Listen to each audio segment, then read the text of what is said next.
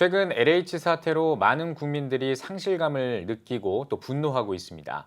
이런 분위기 속에 건강한 투자까지 부정적으로 보는 시선이 확산할 수 있다는 우려의 목소리가 나오고 있는데요. 건강한 경제를 이루고 건전한 투자를 하기 위해서 크리스천이라면 어떻게 해야 할까요? 박세현 기자가 알아봤습니다.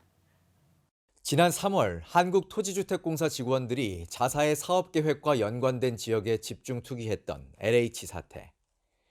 가족과 친인척, 지인까지 동원한 불법적인 투자로 온 국민이 분노하는 가운데 크리스천들은 어떤 시각을 가져야 할까? 전문가들은 크리스천들이 당사자들에 대한 비판에 그치는 것이 아니라 스스로를 돌아볼 수 있어야 한다고 조언합니다. 하나님 보시기에 합당하고 기뻐하시는 정직한 경제 활동을 하고 있는지 자문해 봐야 할 것입니다. 시장 경제의 자연스러운 원리를 따르는 것은 중요하지만 혹시라도 취득과 소유의 과정에서 최소한 사회법과 사회 통념까지 무시한다면 세상의 모든 사람에게 주어진 하나님의 일반 은총마저도 빼앗는 일임을 잊지 말아야 할 것입니다. 크리스천으로서 부동산과 주식은 어떤 시각으로 접근해야 할까? 투자에 관심을 가지는 것 자체는 반드시 필요하다는 것이 재정 전문가들의 공통적 견해입니다.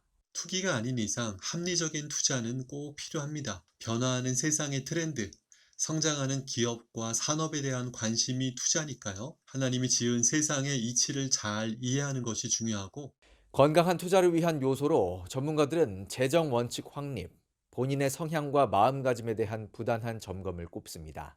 본인이 그럼 주식을 하면 안 되는 거고요. 비트코인은 더 안 되는 거고요. 자기 하는 일에 대해서 지속 가능하게 해야 된다. 그리고 여윳돈으로 뭐 이런 거 있잖아요. 투자를 공부하는 마음으로 하는 것과 내가 내 인생을 다 걸어서 이거 하나로 한 방 노리겠다. 이런 것들은 안 되는 거죠. 그래서 건전한 투자를 좀 권유하는 편이고요. 전문가들은 교회 안에서 재정에 대한 논의가 활발하게 이루어져야 한다고 주장합니다. 재정에 대한 논의 없이는 크리스천들이 세상 가운데 차별된 모습으로 살아가기 어렵다는 겁니다. 교회가 부동산이나 주식에 대해서 못하기만 하지 건전하게 대답을 주지 않는다. 그래서 지금이라도 전문가다 다양한 거니까 재정 전문가들을 불러서 아니면 교회 안에 다 있거든요. 그러면 이제 토의를 하면 되죠. 내가 집에 한 개 있는데 두세 개를 사가지고 갭 투자에 돈 버는 게 합당한가? 답을 있는 건 아닌데 이야기 나누다 보면 또 자기가 스스로 이제 찾아가는 거거든요. 부동산 투기로 온 나라가 떠들썩한 시기. 크리스천으로서 올바른 재정관 확립과 실천이 요청되고 있습니다. CTS 뉴스 박세현입니다.